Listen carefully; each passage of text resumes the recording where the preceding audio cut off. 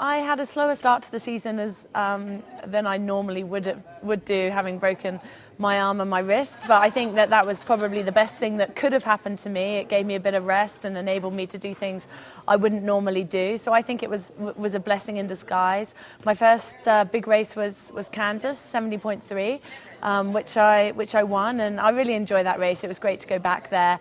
And then the next race was Challenge Roth, which was a phenomenal race for me. You know, it's very rare as an athlete, especially as a long distance triathlete, to get everything to get everything to come together on the day. And for me, I had probably the most perfect day that I've ever had in triathlon, and I'm so proud of that result, and to break the world record by 12 minutes really took my breath away, and I'm still pinching myself.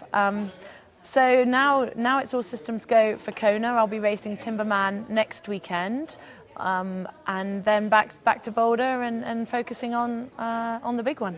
As world champion, as triple world champion, the pressure is mounted each year, but no one puts more pressure on themselves than I do.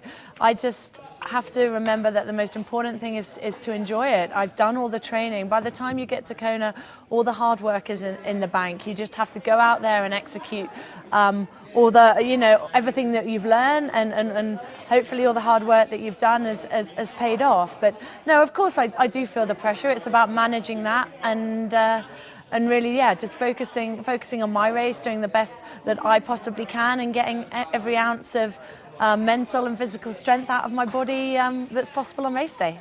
Oh, the Mai Tais at the end. No, I mean, it's the atmosphere, of course. It's the fact that it's, the biggest stage for our sport in the world, and that's so important. The environment, the scenery, I love it. The Hawaiian culture obviously is so incredibly special, and it really lends to making Kona just such an amazing and a memorable race. And also to have my friends and family there, many of whom fly in from the UK, makes my victories all the more sweeter. That's difficult to answer in a short sentence. I never went into this sport thinking of it as an occupation. I went in just wanting to be the best athlete that I can be, and to know that I'd fulfilled my mental and my physical potential. And now for me, it's so much more. It's not just about when you're swim, bike and running. It's about when you're resting, you're recovering, you're sleeping, you're eating. It's a 24/7 job, as it were.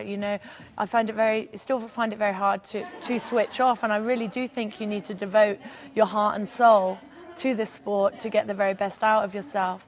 But for me now, it's a platform. Every success brings with it wider opportunities, opportunities to make a difference, to inspire people, to encourage people, and that's important to me, and that's what really drives and motivates me, to know that at the end of a race I can roll across the line as champion, in memory of John Blaze, things like that. That's a really huge motivational force. And so for me, it's not just a job, it's not just a paycheck, it's not just a victory speech in a winner's time. It's so much more, and I never want to forget that or take that for granted.